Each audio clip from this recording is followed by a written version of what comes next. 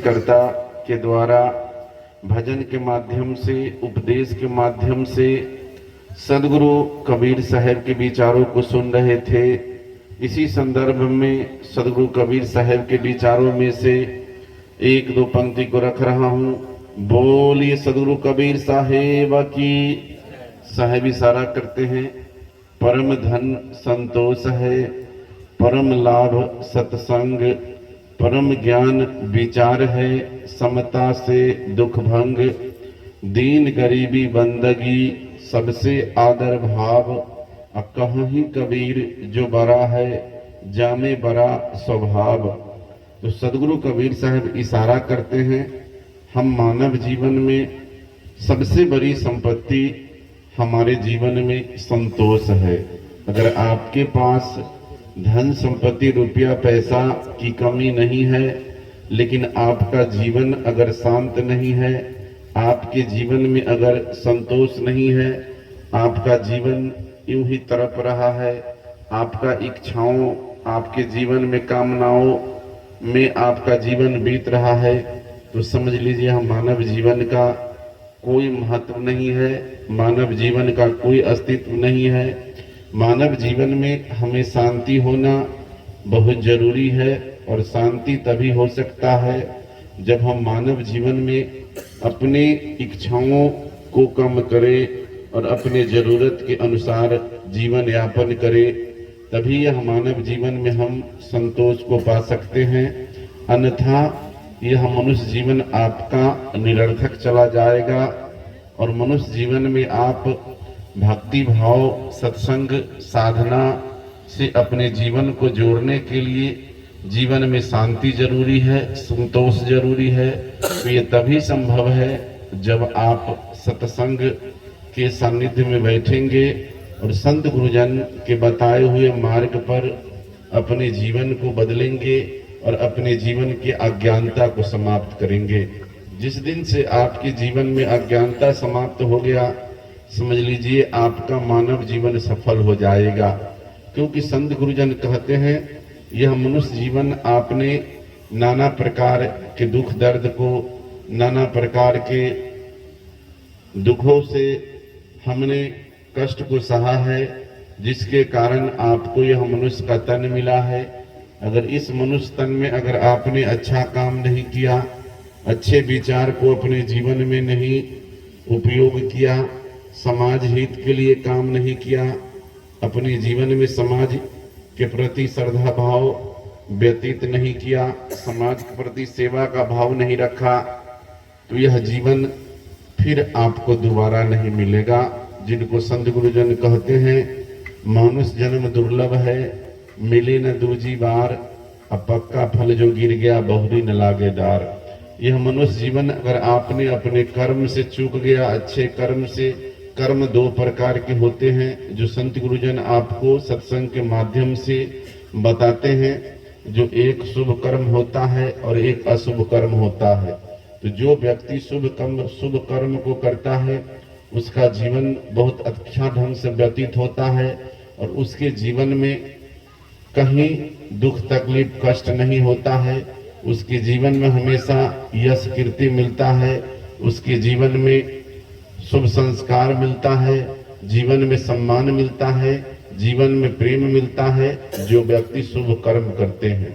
और जो व्यक्ति अशुभ कर्म को करते हैं, उनका जीवन हमेशा अशांति में होता है, उनके जीवन से शांति दूर होता है, उनके जीवन में प्रेम नहीं होता है, उनके जीवन में भाईचारा नहीं होता है। वह व्यक्ति समाज को तोड़ने का काम करते हैं, समाज में जहर घोलने का काम करते हैं, समाज के अंदर जो एकता कायम है वह एकता को तोड़ने का काम करते हैं। तो वह व्यक्ति समझ लीजिए अशुभ कर्म करता है। तो वह व्यक्ति का भी कर्म का फल भोगना पड़ेगा, और आपने जो अच्छा कर्म किया है, शुभ कर्म किया है, उस कर्म का भी फल आपको ही भोगना पड़ेगा। क्योंकि इस जीवन में हमें कर्म अच्छी करनी चाहिए, जिस कर्म से आपको अच्छा जन्म मिले, अच्छा संस्कार मिले, अच्छा विचार मिले। तो इसके लिए हमें अपने जीवन में हर बिंदु, हर पहलू पे, और यह तभी संभव है जब हम अपने अंदर मुखी हो जाएंगे और अपने अंदर के विकारों को समाप्त करके संत महापुरुषों को विचार को भर करके अपने जीवन को हम सुचारू रूप से जीवन को व्यतीत करना प्रारंभ करेंगे, तभी यह संभव है। और मनुष्य जीवन में हमें हर तरह से निरखने की जरूरत है, परखने की जरूरत है, विचार करने की जरूरत है, जो हमसे किसी को कष्ट न हो जाए, हमसे पीड़ा न हो जाए, किसी को तकलीफ न हो जाए, तब समझिए आपका मनुष्य जीवन सफल है। धन से, आपके मन से, आपके बल से, आपके बुद्धि से, आपके विचार से अगर किसी व्यक्ति को कष्ट हो गया तो समझ लीजिए आपका ज्ञान किसी काम का नहीं है, आपका धन किसी काम का नहीं है, आपका पद किसी काम का नहीं है। ये तभी संभव है जब आप अपने अंदर आत्मा से यह विचार कर ले, जो हमें अगर कोई दर्द देगा, कोई हमें कष्ट देगा, कोई हमें तकलीफ देगा, कोई हमें नीचे की ओर ले जाएगा तो हमें अच्छा नहीं लगेगा। तो हम भी किसी को दुख ना दे, तकलीफ ना दे, उसे नीचे दृष्टि हीन दृष्टि से ना देखे, उसे हम नीचे की ओर न गिराए, तब आप अपने आप सजग हो जाएंगे और मनुष्य जीवन आपका हमेशा के लिए बदल जाएगा। तो ये हमें अपने आप में विचार करने की जरूरत है। जो संत गुरुजन कहते हैं, करहु विचार याते सब दुख जाई। जो व्यक्ति अपने जीवन में विचार करता है, समझ लीजिए वह व्यक्ति विचार के द्वारा अपने जीवन के सारे समस्या का समाधान कर सकता है और अपने जीवन को सुधार कर सकता है, अपने समाज को सुधार कर सकता है, अपने परिवार को सुधार कर सकता है। और अंधविश्वास को हटाने के लिए, पाखंडवाद को हटाने के लिए, जड़ पूजा को समाप्त करने के लिए आपको सबसे पहले अपने परिवार में प्रारंभ करना होगा और अपने जीवन में इसे प्रारंभ करना होगा। अगर आप दुनिया को शिक्षा देंगे, दुनिया के लोगों को दीक्षा देंगे, लेकिन अपने जीवन में आप जब तक इसका उपयोग नहीं करेंगे, अपने जीवन में बदलाव नहीं लाएंगे, तब तक मनुष्य जीवन सफल नहीं होगा और मनुष्य के जीवन के विकृति समाप्त नहीं होगा।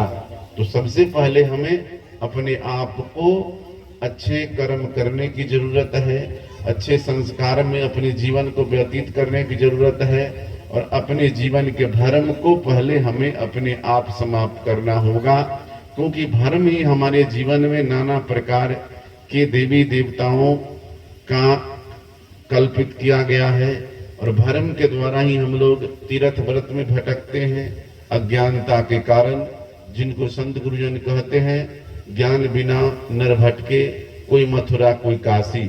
अज्ञानता के कारण ही हम लोग तीर्थ व्रत में भटकते हैं, देवी देवता के चक्कर में भटकते हैं। तो इससे हम लोगों को जिस दिन से आत्मज्ञान हो जाएगा, हमारा भटकाव कम हो जाएगा। और आत्मज्ञान कहाँ होगा? आत्मज्ञान हमें अपने विवेक के द्वारा होगा, अपने ज्ञान के द्वारा होगा, अपने वैराग के द्वारा होगा, अपने त्याग के द्वारा होगा। बाहर में कहीं हमें मिलने की यह ज्ञान नहीं मिलने वाला है। आप कितना हो भटक जाए, लेकिन यह ज्ञान तभी प्राप्ति हो सकती है जब अपने आप अंतर्मुखी आप हो जाए और अपने अंतःकरण के विकारों को समाप्त कर ले। क्योंकि यह मनुष्य जीवन में हमें हर प्रकार के मायावी विचारों के द्वारा हमें भटकाया जाता है और हमें परेशान किया जाता है। इससे वंचित होने के लिए हमें एकाग्र स्वभाव होना चाहिए, हमें अपने आप में विचार करना होगा। नहीं तो यह संसार रूपी माया जाल है, यह माया जाल में कहीं न कहीं आप अपने आप को फंस जाएंगे। ना फंसेंगे तब जब आप अपने आप के अंदर आत्मा में विचार करेंगे, जो गलत क्या है, सही क्या है, अंधविश्वास क्या है, पाखंडवाद क्या है, ठग क्या है, झूठ क्या है, फरेब क्या है। जब यह आपको जानकारी हो जाएगी तो आपका जीवन अपने आप बदल जाएगा। और संत गुरुजन आज गांव-गांव में घूम घूम करके हम लोगों को भ्रम से निवारण करने के लिए, और हमें सत्संग के माध्यम से जगाने के लिए हमें सत्संग देते हैं और सत्संग में हम लोगों को सुधार करते हैं। तो ये हमें अपने आप में विचार करना होगा। जो जिस प्रकार हमें मनुष्य जीवन में धन की जरूरत है, सुख सुविधा की जरूरत है, गाड़ी बंगला की जरूरत है, भोजन की जरूरत है, उसी प्रकार हमारे जीवन में सत्संग की भी जरूरत है। जो व्यक्ति के जीवन में सत्संग नहीं है, जो व्यक्ति के जीवन में मानवता नहीं है, जो व्यक्ति के जीवन में विचार नहीं है, जो व्यक्ति विचार विहीन है, समझ लीजिए वह व्यक्ति किसी काम का नहीं है। तो सत्संग हमें रोज करनी चाहिए, साधना हमें रोज करनी चाहिए, अध्ययन हमें रोज करनी चाहिए। जिस प्रकार हम लोग व्यापार रोज करते हैं, कृषि कार्य रोज करते हैं, नौकरी रोज करने के लिए जाते हैं, जो जिस क्षेत्र में कार्यरत है वह व्यक्ति रोज करता है। लेकिन सत्संग हम लोग कभी कभी करते हैं। तो एक दिन के सत्संग से हमारे जीवन में बदलाव नहीं होगा। जिनको संत गुरुजन हम लोगों को कहते हैं, करिए नित्य सत्संग को बाधा सकल मिटाए। तो अपने जीवन में हमें सत्संग नित्य करने की जरूरत है। एक दिन के सत्संग से ज्ञान का बोध नहीं होगा, और ज्ञान का बोध जब तक आपके जीवन में नहीं होगा तब तक आपके जीवन का अज्ञानता समाप्त नहीं होगा। अज्ञानता को समाप्त करने के लिए सत्संग हमें रोज करने की जरूरत है। तो हम कह रहे थे परम धन संतोष है, अब परम लाभ सत्संग। आपके जीवन में सबसे बड़ा लाभ अगर है तो सत्संग का लाभ है। अगर आप कहीं सत्संग में गए, संत गुरुजन का अगर एक विचार को सुन लिए, एक उपदेश को सुन लिए, तो समझ लीजिए आपका जीवन जो है धन धन हो जाएगा। आपके जीवन में लाभ मिल गया तो आपके जीवन का सारा समस्या सत्संग सुनाएगा। तो आप कहीं भी हैं, कहीं अगर सत्संग हो रहा है तो सत्संग में यह नहीं आप सोचे कि हमको दल नहीं मिला है, निमंत्रण नहीं मिला है।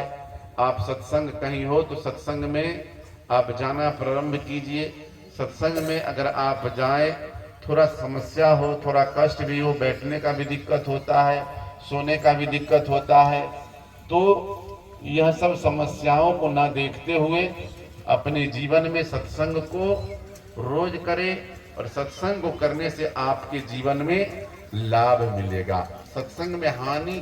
आज हम लोग भी सत्संग सुन के ही आज सत्संग कर रहे हैं। और जितने भी मंच पर संत गुरुजन बैठे हुए हैं, इन्होंने भी पहले सत्संग को सुना है, या नहीं जो एकाएक आज सत्संग कर रहे हैं, ऐसी बात नहीं है। यह भी सत्संग किए हैं, सत्संग को सुने हैं, सत्संग में बैठे हैं। जो मास्टर होता है पहले वह विद्यार्थी होता है, जो पहले डॉक्टर बनता है वह पहले कंपाउंडर होता है, वह सीखता है तब एक दिन डॉक्टर बनता है। उसी प्रकार सत्संग में भी हम लोग संत गुरुजन कहते हैं, करत करत अभ्यास की जरमती होत सुजान, रसरी आवत जात है सिर पर परे निशान।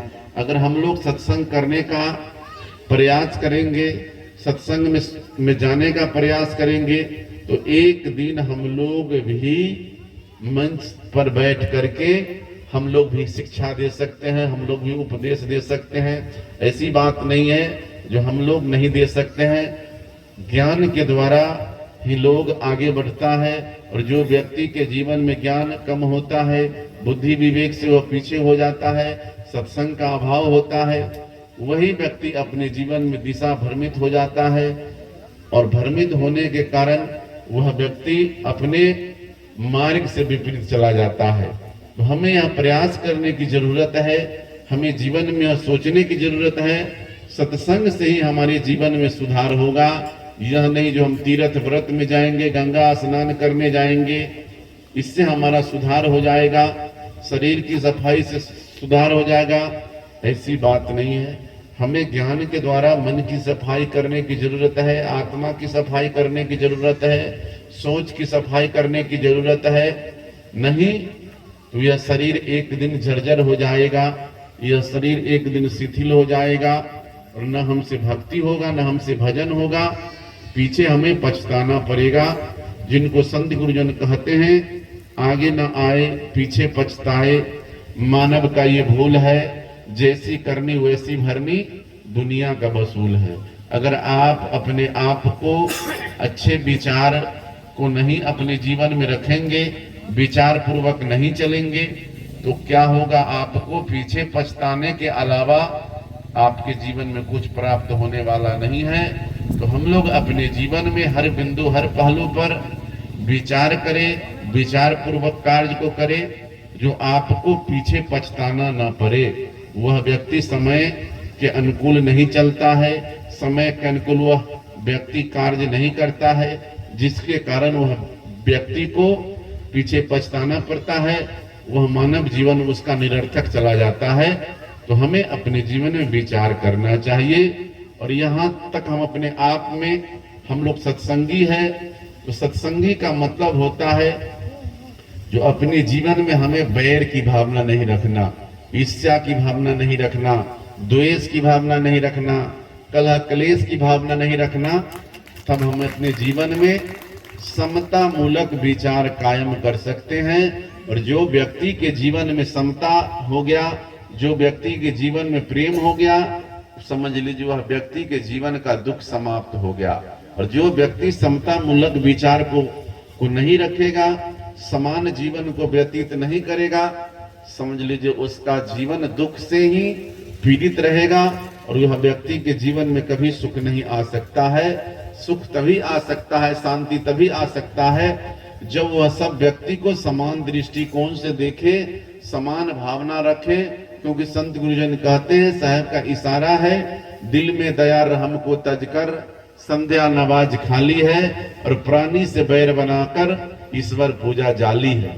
अगर आपके जीवन में अगर दिल में दया नहीं है, रहम नहीं है, सेवा का भाव नहीं है, करुणा का भाव नहीं है, क्षमा का भाव नहीं है, तो आप कितना हो, आप अपने जीवन में सत्संग को करा ले, सत्संग में बैठ जाए, संत गुरुजन के विचारों को सुन ले, आप संध्या सुमरन को कर ले, एकादशी रख ले, आरती पूजा कर ले, या किसी भी व्रत को आप अपने जीवन में कर ले, लेकिन वह सब व्रत किसी काम का नहीं है। या आप मंदिर में चले जाए, मस्जिद में चले जाए, लेकिन आपके जीवन में शांति नहीं मिल सकता है, आप भक्ति भाव को अपने जीवन में अर्जन नहीं कर सकते हैं। तभी आप अपने जीवन में भक्ति भाव को अर्जन कर सकते हैं जिस दिन से आप अपने जीवन को निर्भय बना सकते हैं, निर्वैर बना सकते हैं। लेकिन आज हम लोग देखते हैं, हर गली में, हर मोहल्ला में, हर समाज में, हर परिवार में, जहां देखिए आप बैर की भावना में लोग अपने जीवन को व्यतीत करते हैं। निर्वैर नहीं है, निर्भय नहीं है, निर्विकारी नहीं है। इससे हमारा समाज नीचे की ओर जा रहा है। और जहां तक बन पड़े, हम अपने जीवन में दीन गरीबी बंदगी सबसे आदर भाव, जिस प्रकार सूर्य सारे संसार को रोशनी देता है, चाहे वह व्यक्ति गरीब हो, अमीर हो, दीन हो, दुखी हो, हीन हो, गंदा में बैठा हो, कीचड़ में बैठा हो, नाला में बैठा हो, जो जहां है सूर्य सबको प्रकाश देता है। उसी प्रकार आपके जीवन में अगर मनुष्य का जीवन मिला है, तो आप भी जहां तक बन पड़े, ये अमीरी के हो, गरीबी के हो, सारे भेदभाव को छोड़ करके सबों के जीवन में अच्छे विचार भरने का प्रयास करें, अच्छे जीवन, अच्छे ज्ञान देने का प्रयास करें, तभी हम मानव जीवन सफल होगा। अगर भेदभाव रूपी जीवन को व्यतीत करेंगे तो मनुष्य जीवन आपका निरर्थक हो जाएगा। जिनको संत गुरुजन कहते हैं, पक्षा पक्षी के कारणे सब जग रहा भुलाए, निष्पक्ष हो के हरि भजय सोई संत सुजान। तो हम अपने जीवन में आज देखते हैं, जाति पाति, भेदभाव, मंदिर मस्जिद मजहब, इसमें हम लोग बढ़ चुके हैं। लेकिन सदगुरु कबीर साहब हम लोगों को एक सूत्र में जोड़ने का काम किए, क्योंकि सब हम एक ही परमात्मा के संतान हैं। जिनको संत गुरुजन कहते हैं, आया है एक देश से, उतरा है एक घाट, जगत की हवा लगा तो हो गए बारंबार। तो हम लोग एक ही देश से आए हैं, एक ही माता पिता के द्वारा यह शरीर का सृजन किया गया है। लेकिन इस संसार में जब हम आए हैं तो जाति का हवा लग गया, धर्म का हवा लग गया, इसमें हम लोग बढ़ चुके हैं। इससे हम लोगों को ऊपर उठ करके सबों को समान दृष्टि से देखना होगा, समान भाव हमारे जीवन में होना चाहिए, तभी यह मनुष्य का जीवन सफल हो पाएगा।